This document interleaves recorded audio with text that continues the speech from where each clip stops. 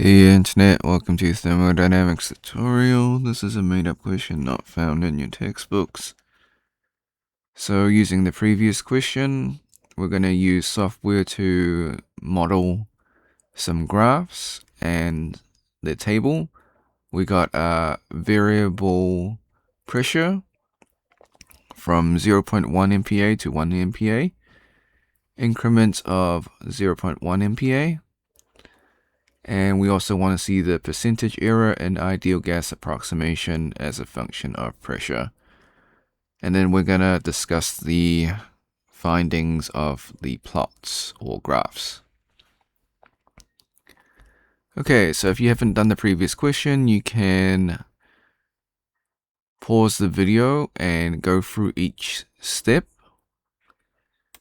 So the explanations is in the previous video. You can watch that one for explanations.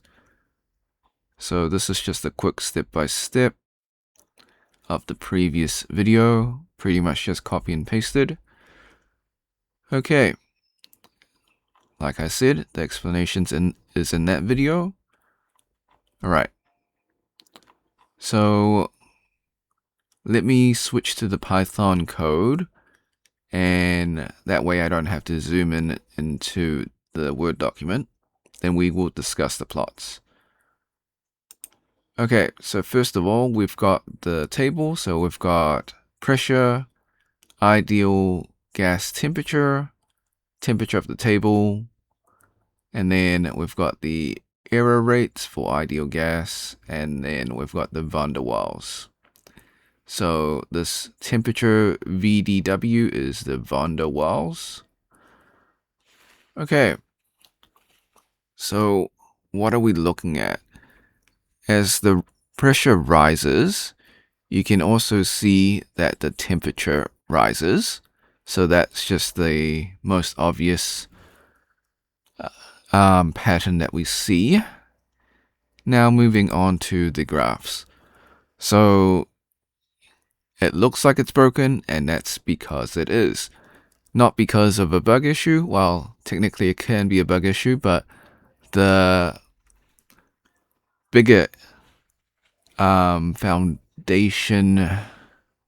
knowledge that you need to know is that around about 100 to 400 kPa, this graph breaks, because that is the vapor, so saturated vapor region. So it's actually trying to model the superheated region. That's why the graph is broken. So you need to have that foundation knowledge to understand, or context knowledge to understand what's going on. So as you can see, they start below the curve. So this is a saturation curve. So as you can see, below the saturation curve it breaks, but above it seems to be modeling just fine. Okay, so that's the first graph. Moving on.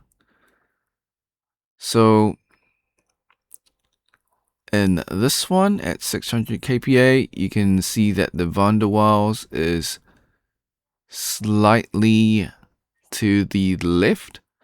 So it's not quite a one-to-one with the ideal gas, but it is following the same trend.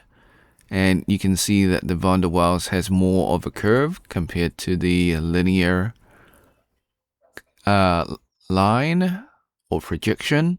Although I'm pretty sure this one has a curve if you stretch it down long enough. But right now it's showing a curve. So the van der Waals has more of a pronounced exponential curve. Okay, so that's that one. Now for this one, this is temperature versus pressure, and we've got the table. So ideal and van der Waals is linear, and then you can see there is a steep incline, so an exponential for the steam table. Basically, as mentioned, once you get to a certain pressure, it just, well, exponentially rises. So as you can see, it's pretty flat. And then once it reaches 500 kPa, it started climbing. And then from 600 onwards, it reached linear. So that's for your steam table. Okay, and this is just the error comparison between the ideal gas and van der Waals. You can see that they are near identical in shape. So this is the reverse exponential. So the higher the van der Waals percentage, hold on, let me read this graph correctly. Yes, so the higher the error percentage, it will then, the higher the error percentage, the lower the pressure. As the pressure climbs, the error percentage drops. Okay, had to make sure I get that correct, because even though it's showing the reverse hockey stick that it's going downwards, the pressure's actually climbing upwards, and the error percentage is dropping. Okay, so that's that one. And I think those are all the graphs that we've got. Let's go back to the tables. So the main takeaway from all these plots for these variable pressures is that ideal gas and van der Waals is very similar in their calculations, and a true representation in this case would actually be the thermodynamic property tables. So normally you would have another graph representing the true. However, you can definitely see there is a difference in the shapes. So this just shows that the ideal or theoretical, in this case that's the van der Waals. So you got ideal and van der Waals. This is more theory, and real life practice would be the steam tables, even though steam tables is theory as well, but it's probably closer to real life. Okay, so that is the results. Thanks for watching. Hope you had a great day. Be sure to like and subscribe.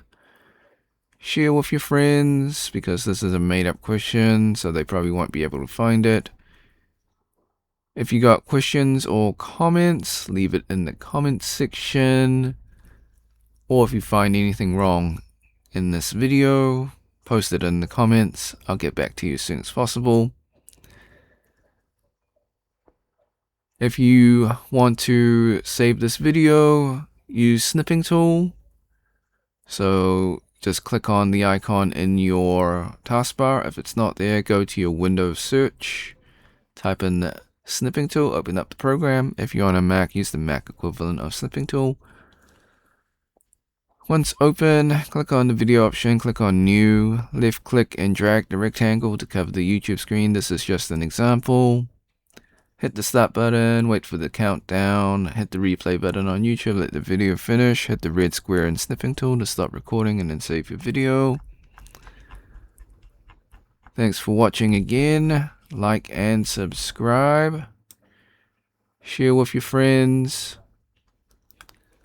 If you want to support me, become a member or drop a super thanks. Until next time, see ya.